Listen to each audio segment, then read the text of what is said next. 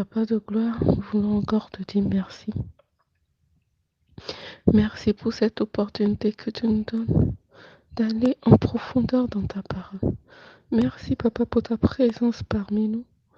Merci, Papa, parce que tu fais toutes choses bonnes en ton temps. Merci, Papa, pour ce matin, pour le réveil matinal. Merci pour tes bontés qui se renouvellent dans la vie de chacun d'entre nous ce matin. Père, je t'élève au-dessus de toutes choses. Reçois l'honneur, la louange et l'adoration. Papa, envoie ton esprit qui renouvelle la face de la terre, ton esprit qui convainc en ce qui concerne le péché, la justice et le jugement. Envoie ton esprit sur toute chair, comme tu l'as promis dans le livre de Joël, qu'à la fin, Papa, tu enverras ton esprit sur toute chair. Père, que ton esprit prenne contrôle. C'est notre hôte encore ce matin. Que ton esprit prenne contrôle de tout encore en ce moment. De nos cœurs, Papa. De nos cœurs, Papa. Que ton esprit prenne contrôle.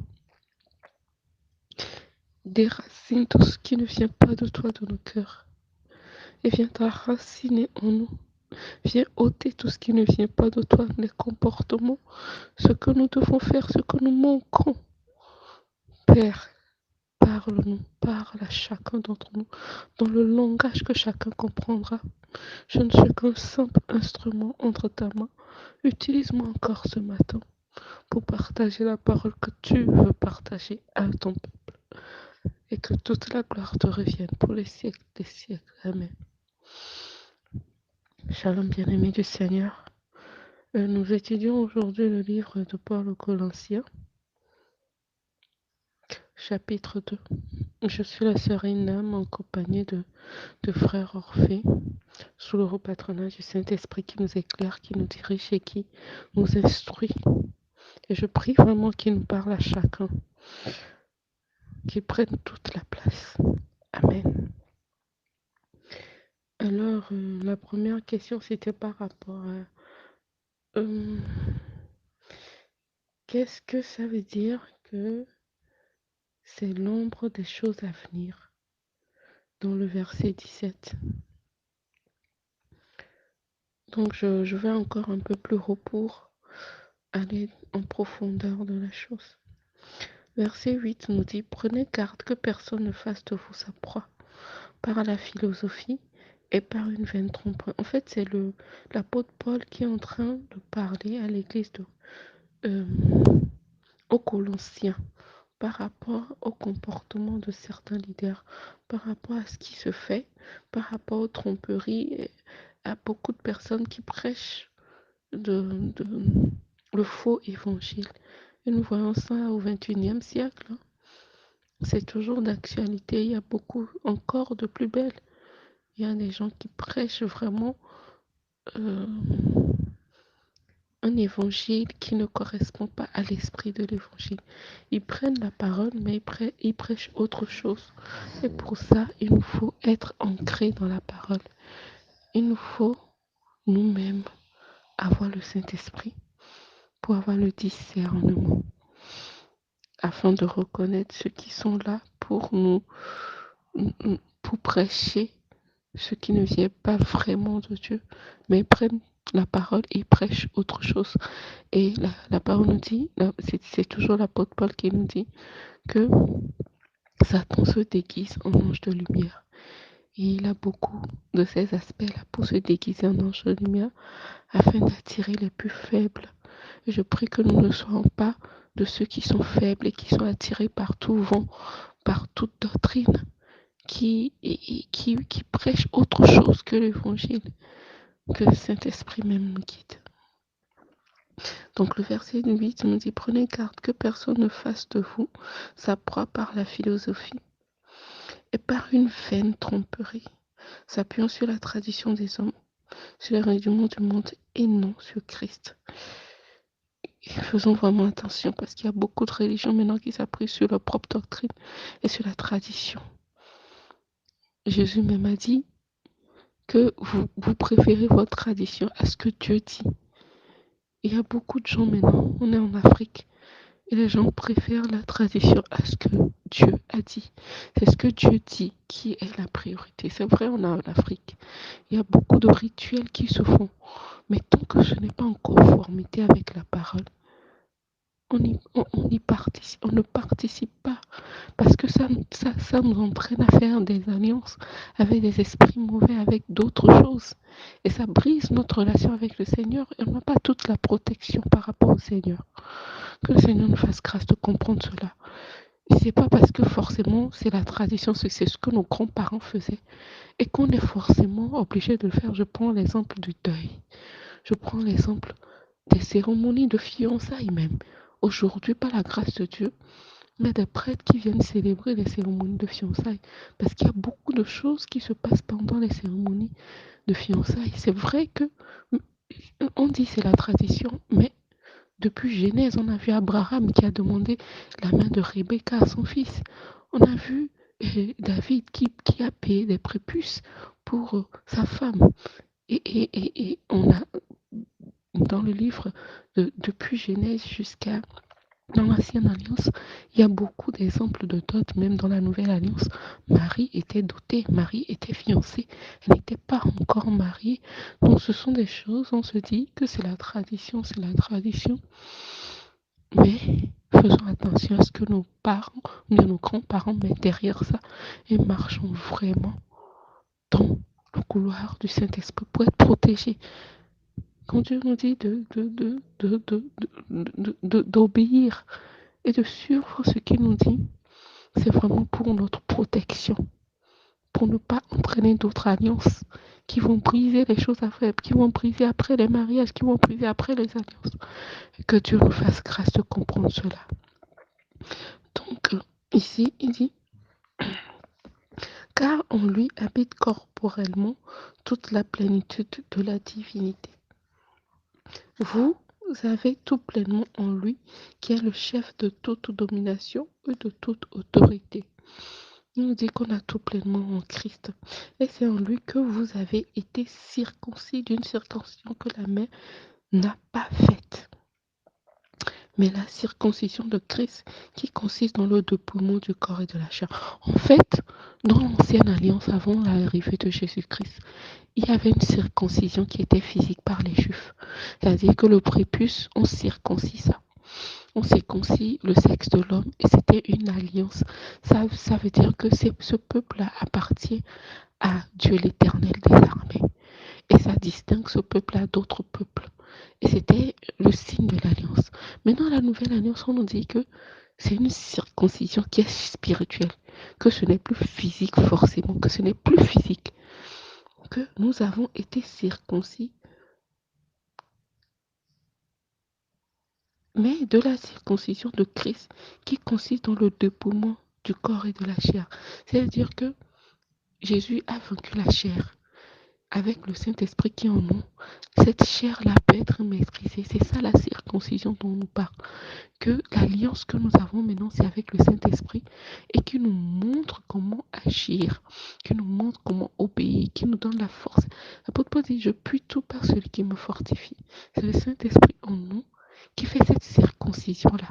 Ce n'est plus cette tradition-là qu'on faisait. C'est ça en fait la tradition dont je parlais.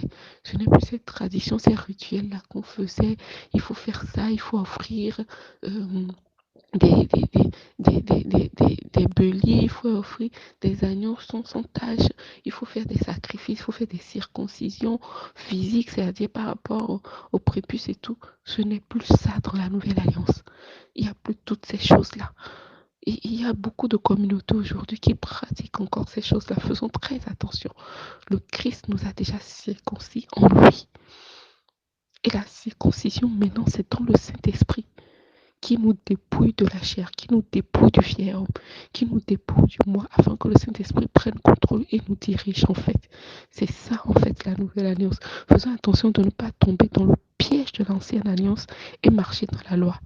Et quand on marche dans la loi, c'est vraiment la condamnation et la loi n'accomplit pas le plan de Dieu. La loi n'accomplit pas. Jésus est venu accomplir toutes choses à la croix. Et faisons attention, il y a beaucoup d'églises encore qui prennent les choses de l'ancienne alliance et qui les pratiquent. Et ça devient la tradition. Et faisons vraiment attention, que le Saint-Esprit nous donne le discernement. Ayant été enseveli avec lui par le baptême, vous êtes aussi ressuscités en lui et avec lui par la foi en la puissance de Dieu qu'il a ressuscité. C'est-à-dire que le baptême nous donne d'être plongé avec lui et de ressortir maintenant ressuscité. C'est-à-dire qu'on dit qu'on est cloué à la croix avec lui, c'est la chair qui est clouée à la croix avec lui.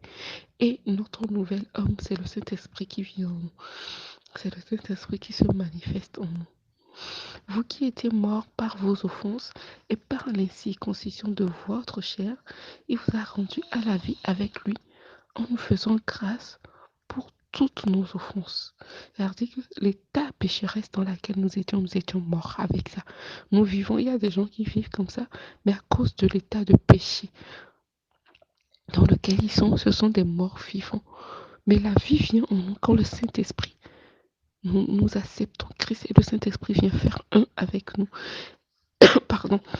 Et c'est dans ça que nous sommes circoncis de notre chair. Et il nous donne la vie avec lui. Nous faisons grâce pour toute offense. C'est-à-dire qu'il nous fait grâce, il nous pardonne les offenses. Parce qu'il nous voit à travers le sacrifice à la croix. Il a effacé l'acte dont les ordonnances nous condamnaient et qui jugeait contre nous. Il a détruit en le clouant à la croix. Il a dépouillé les dominations et les autorités. À la croix, il a vaincu Satan. À la croix, il a dépouillé toutes les dominations et les autorités. Il les a livrées publiquement en spectacle en triomphant d'elles par la croix. C'est-à-dire que Jésus a triomphé de toutes choses à la croix. Et Satan n'a plus le droit de venir nous perturber. Et quand nous prenons conscience de ce que Jésus a fait à la croix pour nous, nous prenons autorité, nous disons non à certaines choses. Il a dépouillé les dominations et les autorités et les a livrées publiquement au spectacle en triomphant d'elles par la croix. Que personne donc ne vous juge au sujet du manger ou du boire, ou au sujet d'une fête, d'une nouvelle lune ou des sapins. En fait, c'est ce que je parlais par rapport aux fiançailles. Que personne donc ne nous juge au sujet des fêtes, du manger. Avant, il y avait des nourritures qui étaient interdites. Il ne fallait pas manger ça, tu manges ça, tu deviens pur. Il ne fallait pas manger ça, il ne fallait pas manger ça. Mais Dieu a fait défiler beaucoup d'aliments devant Pierre. Il a dit, mange tout. Ce que je déclare pur, ne déclare pas cela impur. C'est-à-dire que maintenant, il nous donne la puissance même. On voit des choses qu'on interdisait dans l'ancienne alliance. On peut déclarer ces choses-là pures et on prend ça par la foi. Et par la foi, c'est pur et c'est pur. Parce que nous appelons, il a donné un pouvoir sur notre langue d'appeler les choses qui n'existent pas à se manifester. Il nous a donné le pouvoir de transformer toutes choses. Et c'est à travers ça. Avant, il n'y avait pas ce pouvoir-là. Donc, il y avait des choses qui étaient interdites pour ne pas aller dans les travers. Et maintenant, il nous a donné cette puissance-là de déclarer que cette nourriture est sanctifiée. De prier, de déclarer. Et c'est sanctifié par la foi. On prend ça, on mange. C'est ça, l'apôtre Paul disait que même la viande qu'on sacrifie aux idoles, c'est-à-dire qu'on sort que dès que nous prenons ça, nous déclarons que c'est pur, c'est pur. Mais seulement de faire attention pour que le chrétien qui est faible et qui nous regarde manger ça ne soit pas troublé. Elle dit qu'il va voir ça, il va être troublé et il va être entraîné dans le péché. Mais que notre connaissance et notre foi ne nous entraînent pas à faire chuter l'autre. Si nous savons que nous sommes assez puissants, nous sommes assez forts dans le Seigneur et que nous avons assez la foi pour prendre une viande sacrifiée aux idoles et manger sans que ça nous fasse rire, alors nous pouvons le faire, mais faisons juste attention pour que le petit chrétien qui vient de se convertir, qui ne connaît pas, qui n'a pas toutes ces connaissances-là, ne soit trompé. Donc c'est ça en fait. Et que personne donc ne vous juge au sujet du manger, du boire, au sujet d'une fête, d'une nouvelle lune ou des sabbats. C'était l'ombre des choses à venir, mais le corps est en Christ. En fait, tout ce qui s'est passé dans l'ancienne alliance, c'est-à-dire que c'est l'ombre de ce qui va venir. Même l'âge de Noé, où les gens étaient cachés dans le bateau. C'est l'ombre des choses à venir. C'est Christ, en fait, qui symbolise ce bateau-là. Il y a beaucoup de choses dans l'ancienne alliance qui sont l'ombre des choses à venir. Le serpent qu'on a élevé en Égypte, c'est Christ qu'on va élever. Même dans la nouvelle alliance, on a dit qu'on a élevé ce serpent-là Maintenant, on a élevé Christ. Il y a beaucoup de choses dans l'ancienne alliance. Quand on étudie bien ça, on voit que c'est l'ombre des choses à venir. Le Seigneur nous préparait et depuis l'ancienne alliance à la nouvelle alliance. Il a dit depuis que Adam et Ève, ils ont désobéi dans le jardin, que ta postérité écrasera la tête du serpent. Il s'agit de Jésus aujourd'hui qui nous donne le pouvoir et l'autorité d'écraser la tête de tout serpent. Donc tout ce qui est dans l'ancienne alliance, c'est l'ombre des choses qui vont venir. Et quand on étudie bien l'ancienne alliance, on voit beaucoup de choses qui ont été faites là-bas et qui sont l'ombre de choses à venir. Maintenant, Jésus a accompli la loi. Elle a accompli la loi, les choses de l'ancienne alliance. Faisons attention pour ne pas prendre ça et marcher dans ça. Il y a beaucoup de choses qui se font maintenant dans les églises. On prend de l'eau, on lave les... Il y a beaucoup de rituels qui se font, qui sont basés dans l'ancienne alliance. Faisons attention pour ne pas tomber dans la religion, non seulement la religion, mais dans du fétichisme aussi, dans des choses bizarres qui entraînent de l'autre côté. Que le Seigneur nous bénisse, qu'il nous aide à comprendre sa parole et à aller en profondeur et qu'il nous préserve de toutes ces fausses doctrines, de toutes ces philosophies-là et que nous puissions avoir le discernement pour prendre ce qu'il faut prendre et laisser ce qu'il faut laisser. Que le Seigneur nous fasse grâce. C'était la sœur Enam qui vous a servi. Shalom.